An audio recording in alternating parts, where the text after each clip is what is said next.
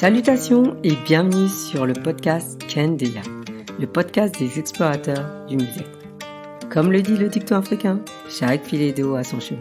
Kendeya est là pour que vous trouviez le vôtre. Je m'appelle Fanta, réflexologue et praticienne holistique, et c'est avec joie que je vous accueille dans ce podcast. Ma mission, vous aider à explorer et avancer sur le chemin qui vous mènera à votre mieux-être. Je suis ravie de les partager avec vous et vous souhaite une bonne écoute. Salutations Jean-Claude et merci de participer à ce podcast. Bonjour Fanta et merci de m'accueillir. Merci d'être présente sur ce podcast qui s'appelle Kendeya, le podcast des explorateurs du mieux-être. Alors dis-moi Jean-Claude, aujourd'hui on va traiter un sujet qui est très intéressant par rapport au contexte actuel, mais aussi par rapport à tout ce qu'on voit. Ce sujet, c'est le bonheur. Le bonheur, quel sujet! Eh oui. Waouh. Il y a tellement de choses à dire. Oui, et à vivre. Voilà. Mais avant ça, pour les personnes qui ne te connaissent pas, qui est Jean-Claude? Donc je m'appelle Jean-Claude, J'exerce la profession de kinésithérapeute et comme je me suis beaucoup intéressé à tous les aspects de l'être humain, donc je me suis intéressé à l'aspect mécanique en tant que kiné, à l'aspect psychologique, j'ai fait une formation en PNL, à l'aspect énergétique, on pourrait dire. Donc, je me suis intéressé à la médecine chinoise et aussi donc à une réflexothérapie vietnamienne qui s'appelle le Xinjiang. Wow. Et j'essaye de faire un peu la synthèse de tout ça. C'est pour génial. Soigner mes patients. Wow. Quelle chance les personnes ont en te rencontrant. Et merci pour cette présentation. Et justement, on va parler du bonheur. Qu'est-ce que le bonheur? Qu'est-ce que le bonheur? Vaste sujet. Eh oui, il y a tellement à dire. Il y a beaucoup à dire. Beaucoup de gens se sont posé la question. Beaucoup ont répondu. Donc finalement, il y a beaucoup de réponses. Alors justement, aujourd'hui, quelle est la réponse de Jean-Claude à cette question? Quelle est ma réponse? Je dirais que le bonheur, il est lié à plusieurs aspects. Donc, je disais que je m'intéressais aux différents aspects de l'être humain. Donc, il y a un aspect, je dirais, physique. D'accord. Un bien-être physique. C'est peut-être ça qu'on pourrait faire la différence entre le bien-être et le bonheur. Il y a un aspect psycho-émotionnel, l'aspect émotionnel. Donc, il y a des émotions qui sont ressenties comme agréables, d'autres qui sont ressentis comme désagréables. Oui. Et puis, il y a, je dirais, un aspect plus psychologique, c'est l'appréciation qu'on fait de son état, de sa vie, qui va nous permettre de dire je suis heureux ou je suis pas heureux. D'accord, donc il y a plusieurs états. Et donc, le bonheur, pour moi, c'est ces trois niveaux. Je dirais donc, le premier niveau, c'est le bien-être physique. Donc c'est vrai que si on a mal quelque part, c'est plus difficile d'être heureux. Oui, effectivement. C'est pas absolument impossible. Je dirais que ça dépend aussi de l'intensité de la douleur, mais si on a mal, c'est plus difficile. Oui, c'est l'état dans lequel on va être, en fait. Voilà. Donc ce qui va favoriser le bien-être, c'est d'être dans un bon équilibre de santé, de température. Par exemple, si on a trop chaud ou trop froid, ça va être plus difficile. Oui, c'est ce qu'on appelle l'homéostasie. Voilà. Donc il y a cet aspect. Au niveau des émotions, donc, je distingue trois émotions qui seraient plutôt gênantes pour être heureux. C'est la peur, la colère et la tristesse. D'accord. Et puis trois émotions opposées qui, elles, vont être ressenties comme agréables, donc plus favorables au bonheur. Donc, à l'opposé de la peur, ce serait le désir, la motivation.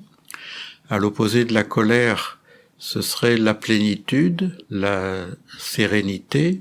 Et à l'opposé de la tristesse étant liée à la séparation, ce serait l'émotion qui nous permet d'être en lien avec les autres. Dans le langage courant, il n'y a pas vraiment de mots pour qualifier. C'est d'être en harmonie avec les autres, en lien, en chaleur. Oui, d'être dans un juste équilibre, non trop dans l'excès mais non aussi, plus oui. pas trop relax aussi. Donc si on regarde ces deux comparaisons, c'est soit on est dans l'un, soit on est dans l'autre. Alors l'idéal, c'est d'être en bon équilibre et en harmonie entre toutes ces émotions. Mhm. Et est-ce qu'il y a une différence justement entre ce bonheur et ce recherche d'équilibre, de bien-être? Est-ce qu'ils sont indissociables? Mais comme je te l'ai dit, le bien-être physique serait déjà une des bases, la base anatomique du bonheur. Oui. Et le bonheur, comme on le conçoit habituellement, c'est une évaluation psychologique. Donc ça veut dire que c'est pas réel. C'est pas pareil, c'est deux aspects complémentaires. Intéressant. Est-ce que tu peux le développer? Alors, il y a une question qui se pose, comment on sait qu'on est heureux? Oui, effectivement. Je pense que Les beaucoup de gens vont personnes se dire, posent cette je question. me sens heureux. Oui, qu'est-ce qui te permet de dire que maintenant, tu te sens heureux? Peut-être parce que j'ai les derniers téléphones, dernier iPhone, dernière maison, un beau mariage, des enfants. Alors, le dernier iPhone, oui, si tu le mets de côté, C'est du matériel. tu peux être heureux aussi. Effectivement. Alors en fait, tu peux te sentir heureuse à l'idée que tu as un iPhone, le dernier, le Oui. plus cher, Oui. mais ça n'est que l'idée en fait. D'accord. C'est pas l'iPhone lui-même qui te rend heureuse. C'est le besoin. C'est Alors une ça acquisition. pourrait être le besoin, enfin l'envie plutôt. Et c'est vrai qu'au moment où on satisfait son envie, il y a un sentiment agréable. Oui. Et je dirais qu'en fait, on a une émotion, désir, motivation, qui nous pousse à aller de l'avant pour obtenir la satisfaction de son envie. Ok.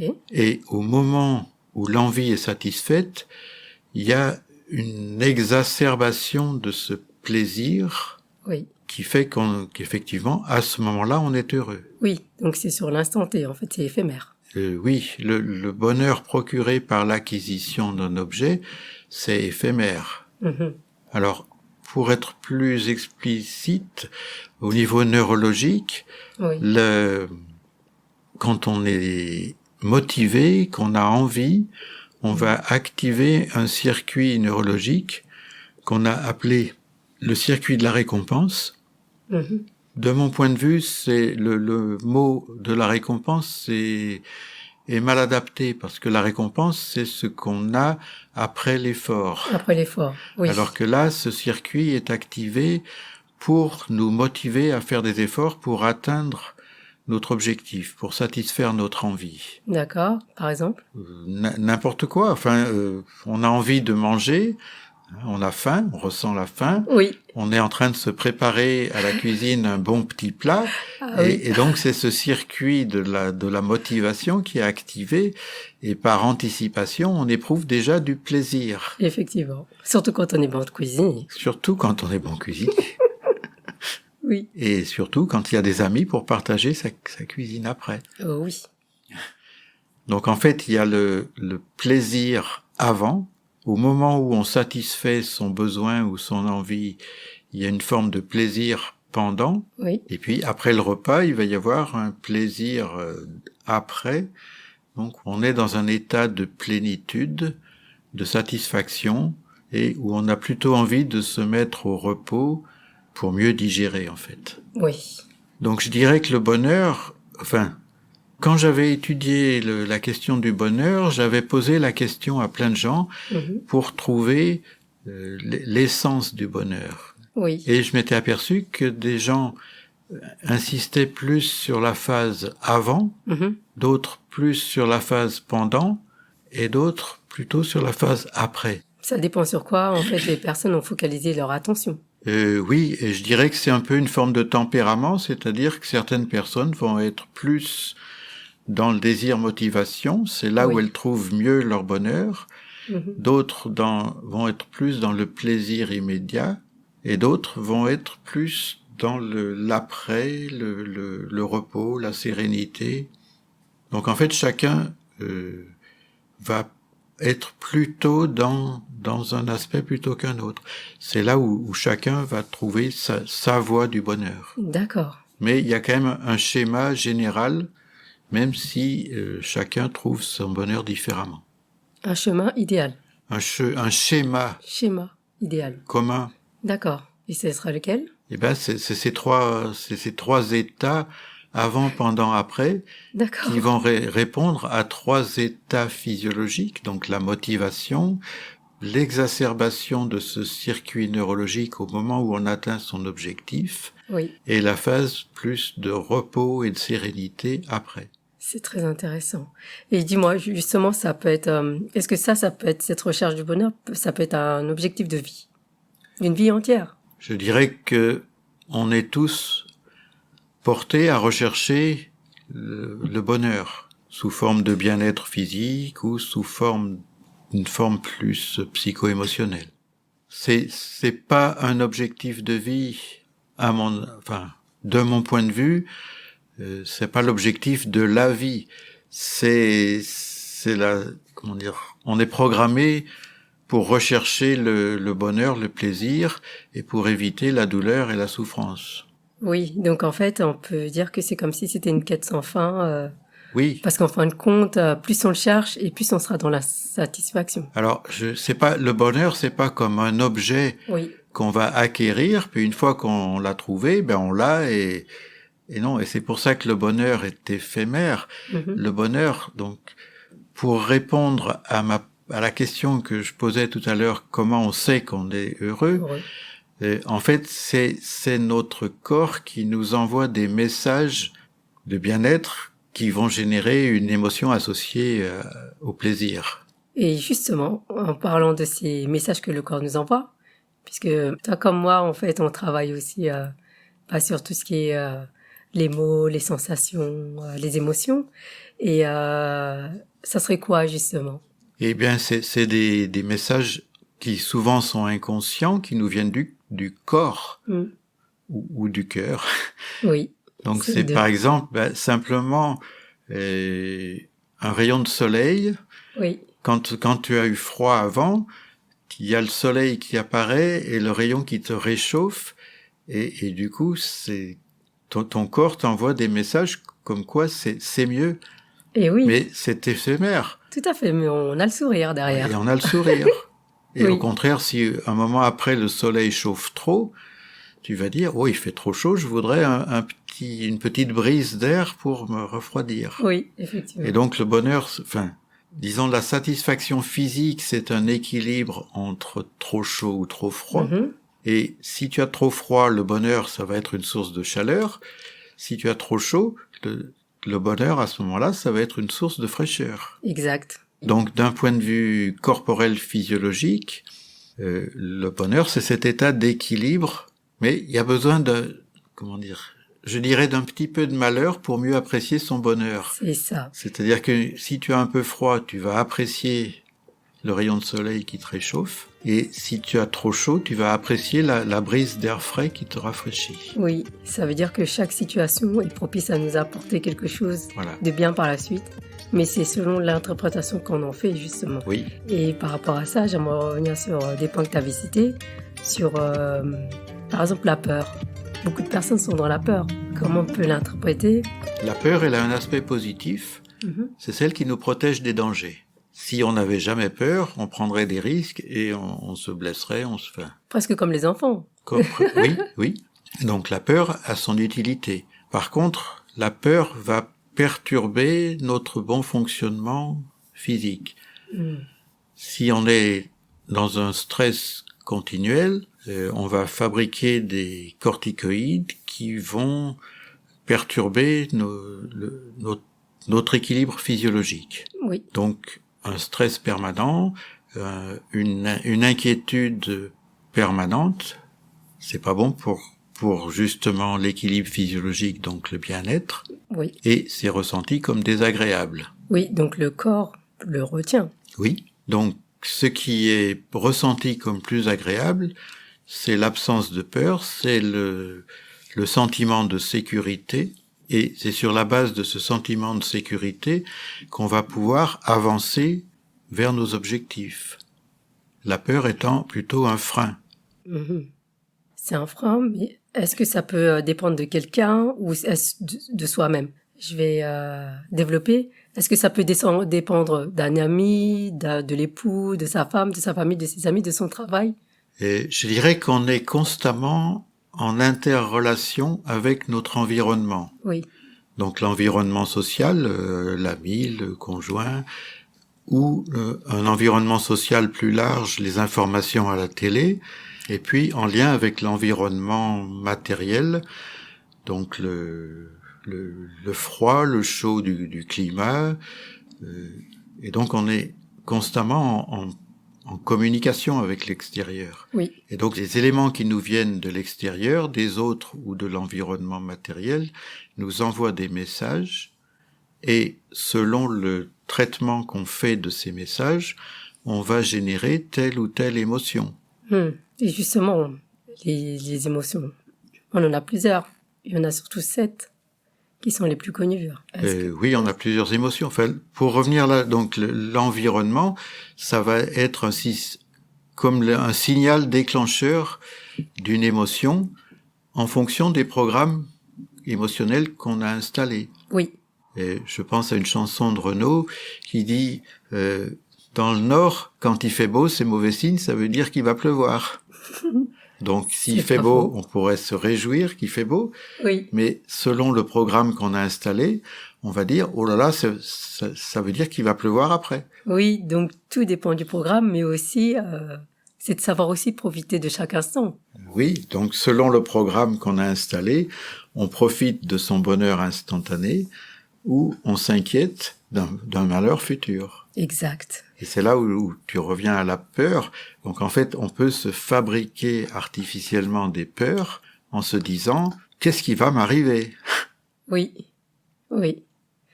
Mais parfois, je me dis aussi, peut-être que ça nous projette aussi sur des événements qu'on a vécus. Oui. D'où le fait de dire que parfois ça peut être éphémère. Alors, pourquoi je dis ça? C'est que beaucoup de personnes disent qu'avant ils étaient heureux et qu'aujourd'hui, en fait, ils l'ont perdu et ils le sont plus. Est-ce que ça peut aller avec ce que tu es en train de me dire, justement? C'est une perception. D'accord. Donc il y a une perception psychologique de notre situation actuelle. Mm-hmm. Alors, certaines personnes ont eu des moments heureux dans leur vie, et c'est vrai qu'avec l'âge, il y a des possibilités physiques qu'on perd, et donc ça peut être interprété comme une source de malheur. Mais aussi, je vais citer l'exemple d'une patiente qui est hémiplégique, oui, et qui dit qu'elle est beaucoup plus heureuse maintenant avec son hémiplégie que quand elle travaillait, quand elle était valide au travail. Parce que au travail, elle était constamment stressée.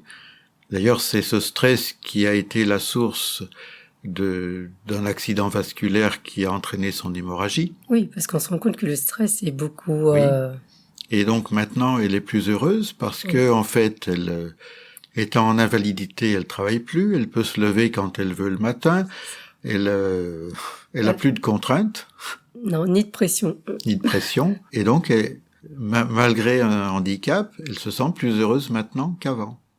Peut-être parce qu'elle profite mieux du temps. Elle profite mieux de la vie, finalement. Et de la vie, exact. Et justement, est-ce qu'il faudrait pas voir la vie ou l'émerveillement comme un enfant? Parce que moi, je dis tout le temps ça. Parce qu'un enfant, lui, les dangers, la joie, en fait, il l'a tout le temps. C'est après, c'est avec les conditionnements qui changent. Ça dépend. Alors. Parce que, oui, effectivement, l'enfant, il a cette capacité de s'émerveiller, de rire de plein de choses, mais l'adulte, il a aussi une expérience que l'enfant n'a pas. Par exemple, l'expérience de la vie va nous protéger de certains dangers. Oui. Que l'enfant, sans cette expérience, il peut courir des dangers et foncer droit devant. Oui. Donc en fait, je dirais que c'est les deux.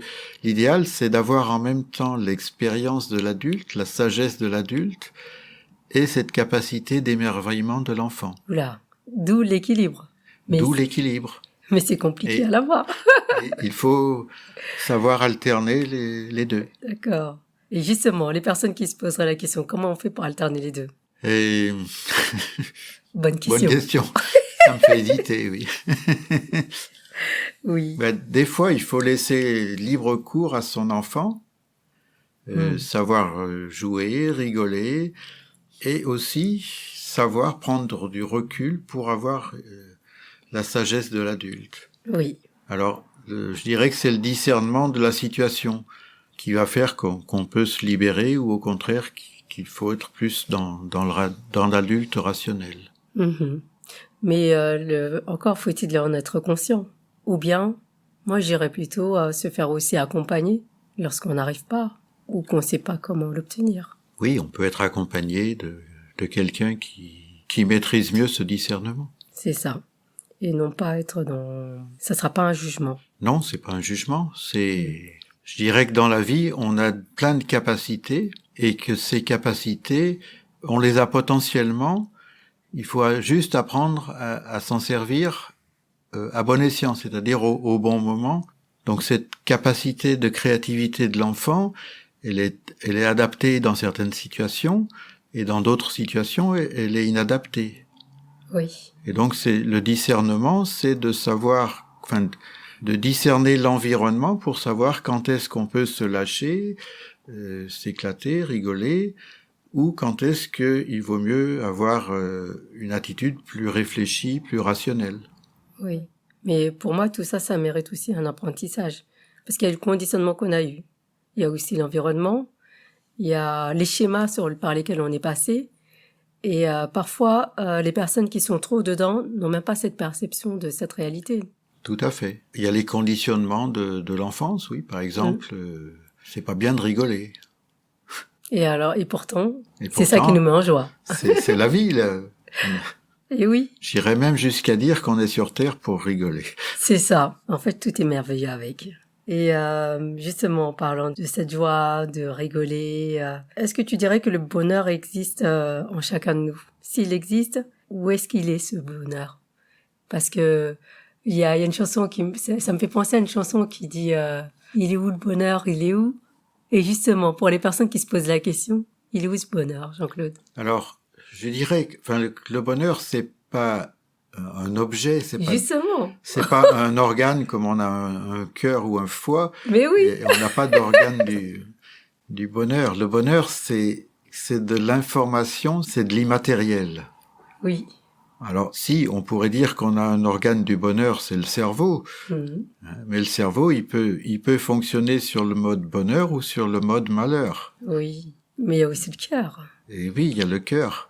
Donc, en fait, c'est tout le fonctionnement du corps, avec certaines spécificités du cerveau ou du cœur, qui font qu'on peut fonctionner sur un mode bonheur ou fonctionner sur un mode malheur. Donc c'est pas un objet, c'est une manière de fonctionner, une manière d'être, une manière de vivre. Oui. Alors, et ce bonheur, il se trouve à l'intérieur de notre corps, dans la capacité de nos organes, de notre cerveau, de fonctionner d'une certaine manière. Merci. C'est génial. Et je pense que beaucoup de personnes qui sont en train d'écouter, ça va leur parler, ou si ça leur parle pas, ça mérite réflexion et réécoute, parce que ce que tu dis là est précieux. Et par rapport à ça, je sais que il y a une histoire que tu racontes souvent aussi, justement à ce sujet-là. Qu'est-ce que c'est cette histoire? C'est vrai que beaucoup de gens cherchent le bonheur à l'extérieur d'eux. Par exemple, dans la consommation matérielle. Oh oui, surtout ces temps-ci. On est dans un excès de surconsommation. On achète même si on n'en a pas besoin. Et on comprend pas, ou ceux qui achètent pas, ils comprennent pas ce qu'ils achètent. Bon. Donc effectivement, je dirais que le bonheur, il n'est pas à l'extérieur de nous. Ah, intéressant. Donc oui, tu parlais d'une histoire. Donc c'est une vieille légende hindoue qui raconte qu'il y eut un temps où tous les hommes étaient des dieux. Mais ils abusèrent tellement de leur divinité que Brahma, le maître des dieux, décida de leur ôter le pouvoir divin et de le cacher à un endroit où il leur serait impossible de le retrouver.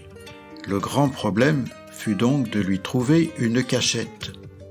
Lorsque les dieux mineurs furent convoqués à un conseil pour résoudre ce problème, ils proposèrent ceci : « Enterrons la divinité de l'homme dans la terre. » Mais Brahma répondit, « Non, cela ne suffit pas, car l'homme creusera et la trouvera. » Alors les dieux répliquèrent, « Dans ce cas, jetons la divinité dans le plus profond des océans. » Mais Brahma répondit à nouveau, « Non, car tôt ou tard l'homme explorera les profondeurs de tous les océans, et il est certain qu'un jour il la trouvera et la remontera à la surface. » Alors les dieux mineurs conclurent, « Nous ne savons pas où la cacher, car il ne semble pas exister sur terre ou dans la mer d'endroit que l'homme ne puisse atteindre un jour. » Alors Brahma dit, « Voici ce que nous ferons de la divinité de l'homme.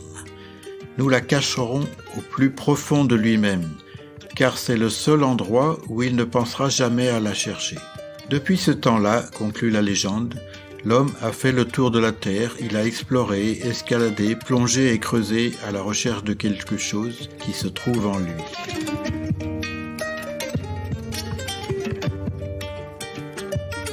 C'est magnifique. J'espère que cette histoire parlera à beaucoup d'entre nous, sachant que c'est vraiment explicite. Donc c'est de la façon dont je le comprends, c'est que ce bonheur-là, en fait, au lieu d'aller le chercher à l'intérieur, en fait, on doit se centrer sur soi et surtout de chercher cette plénitude qui va nous permettre d'être bien sur du long terme. Tout à fait, oui.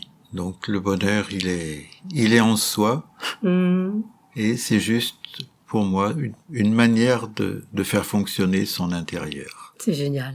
Et je pense qu'aujourd'hui, surtout avec tout ce qu'on est en train de vivre, beaucoup de gens en ont besoin. Et je pense que par rapport à ce qu'on est en train de dire, si ça peut aider certaines personnes à prendre conscience que ce bonheur-là, c'est pas forcément ce qu'ils voient à l'extérieur ou tout ce qui les entoure, déjà, ça sera quelque chose de bénéfique. Tout à fait.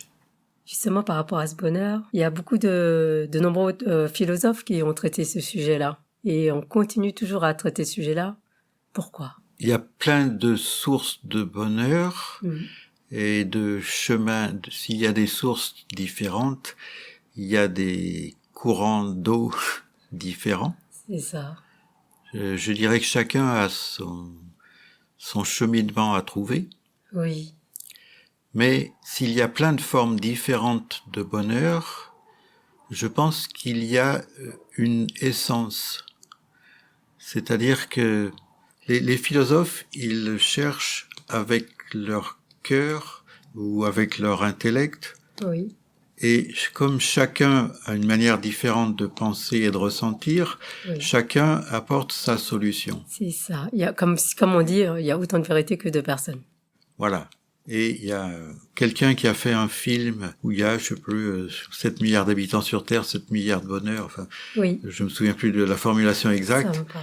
Mais je dirais qu'il y a une autre attitude, ça va paraître très bizarre, c'est l'attitude scientifique. Oui. L'attitude scientifique pour trouver le bonheur. Ça paraît complètement contradictoire. Et pourtant, alors, ce que j'entends par attitude scientifique, un scientifique, pour élaborer une théorie, il va faire plein d'expériences et il va collecter tous les résultats de cette expérience. Et en fait, la théorie, il va l'élaborer à partir de la partie commune à toutes ces expériences. Oui. C'est ce qu'on appelle the pattern which connect. C'est ce qui fait le lien entre toutes ces différences. Et donc, je dirais que l'essence du bonheur, c'est la partie commune au bonheur ressenti différemment par chaque personne. Waouh, c'est une pépite ça. Donc c'est ce qui reste à trouver, à mettre en évidence. Enfin bon, il y a des pistes.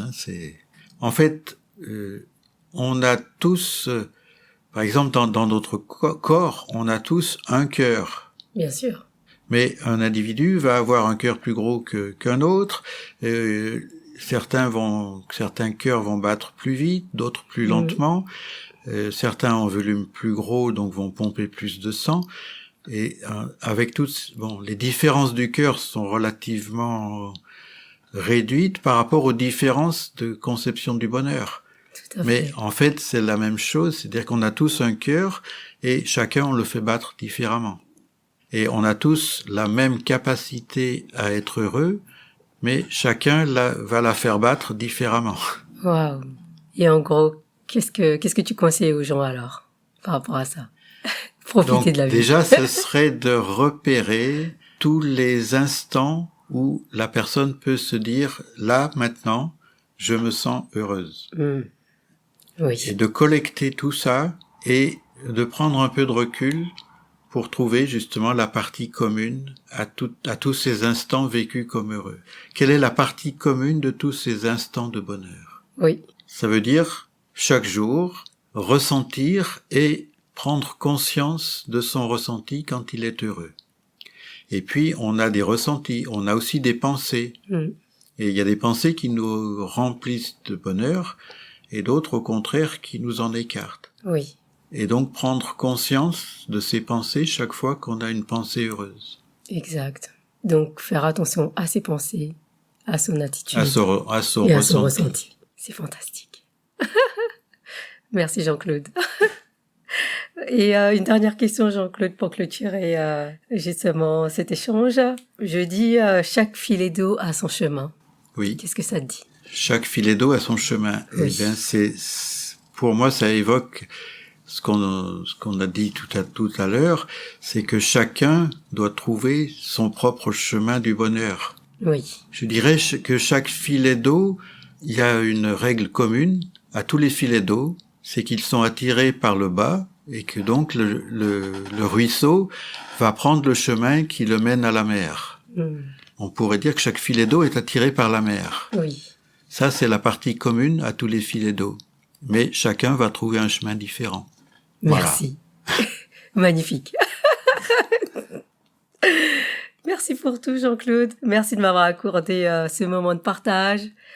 C'est avec joie que je t'ai reçu. Et puis, merci pour ces pépites et ce super moment qu'on a passé ensemble. Justement, Jean-Claude, est-ce que tu as quelque chose à me dire avant de clôturer ce... Eh bien, c'est de te remercier aussi, d'une part, de m'avoir accueilli et de te remercier aussi de faire ce podcast qui doit justement apporter des pépites à un maximum de gens. Et je l'espère, parce que c'est la mission que je me suis donnée. Donc, tu contribues à ce que un maximum de gens soient un peu plus heureux. Je te remercie. Eh bien, merci Fanta. Je te souhaite une très belle fin de journée, et puis je te dis à très bientôt. À très bientôt.